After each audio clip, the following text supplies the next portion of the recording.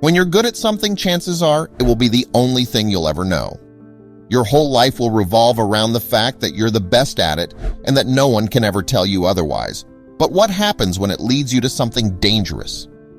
In this story we're about to tell, we find that Johnny is the best at hunting, and it's the only thing he does to relieve stress and put food on the table. He'd grown up to his father being really good at hunting, and so, naturally, he would inherit the sport. But one day, it all changes. Deep in the woods, Johnny had been camping out for about 2 days when he finally caught up with a good-sized deer. He'd been chasing and stalking the deer, but he barely noticed that it brought him deeper into the thickness of the woods, which he had never explored before. It had already been 2 days, and this was going to be the best catch yet. The deer finally came to a halt. Johnny now had the perfect shot, and the deer was busy munching on some moss. This was his chance. It was now or never. And just as he was about to pull the trigger, a loud scream echoed throughout the forest. He had pulled the trigger and the deer ran off as fast as it could. Johnny tried to run after it and saw that it had entered what seemed like a huge hole right through the trees. He found it so strange that the hairs up his neck stood as he approached it. He had never been in this area before, and this was the last thing he expected to find. In all of Johnny's life, he had never heard of this hole in the woods. Plus, he was so used to hunting that he basically called this forest his own turf. Even his father and grandfather before him never mentioned this. So his curiosity was playing at him.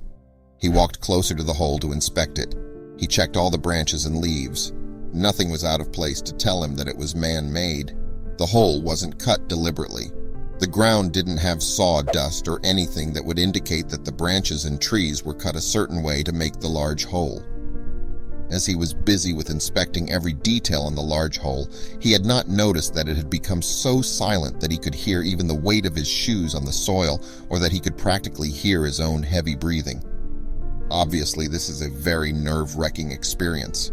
As he was bent down to inspect the soil on the ground, he was jolted back to awareness when he heard another sinister scream from far away. He thought he was the only person in the woods. He had not seen any other person at the trail he was on. Even though he was on the verge of running away, he was curious to see what it was. It was also obvious that the scream had come from the direction of the hole, and so his interest was piqued even though he was already screaming at himself inwardly to stop what he was doing and retreat back to safety, that is, to the main campsite. But it was like he was gravitating towards the hole. He could feel a pull, and the next thing he knows, he was already inside of it, wandering the pathway. That scream had to have been a human one.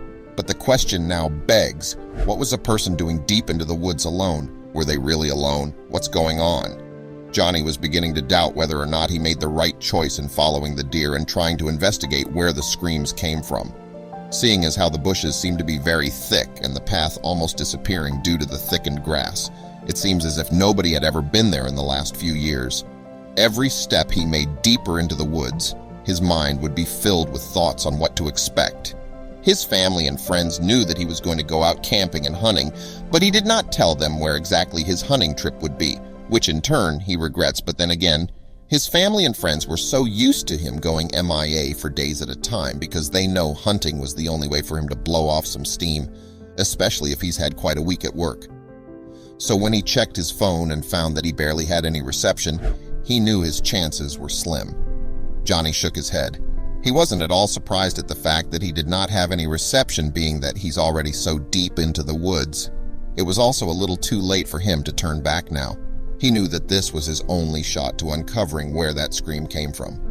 As he walked further down the path, he noticed that trees were beginning to diminish, and the next thing he knew, he was already at a clearing. Beyond the clearing, there was something so out of place that he had not expected to find. He was so confused by what he was seeing, he was beginning to think that maybe he was just imagining things out of hunger. Just a few feet away from where he was standing was an old, worn-down mansion. Just by looking at it from the outside sent shivers down his spine. A mansion in the middle of the woods is not common. In Johnny's mind, who would want to build a house somewhere so remote that the homeowners might even get lost if they miss a turn? It just doesn't make sense. But then all of a sudden he remembered something. There may be someone still living at the property. After all, the huge hole in the trees wasn't normal. It couldn't have naturally grown the way it has. So Johnny tried calling out to whoever might still be inside of the house, but he heard no answer. Johnny opened the door and called out to whoever was inside the house, but nobody answered.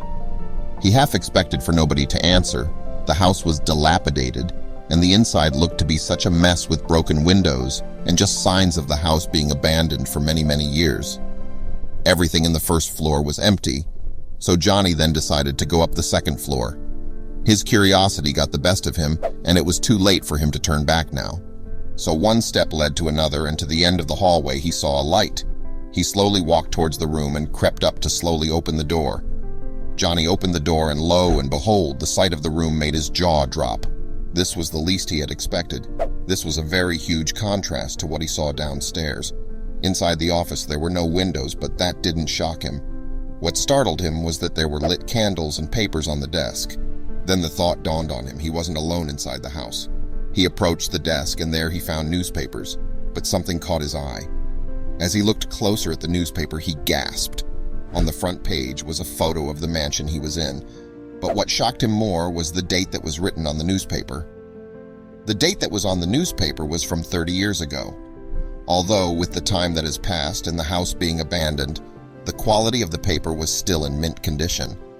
He started to read the article and discovered that the house had been built in the 1950s, but the further he read, the more he discovered the house's dark history.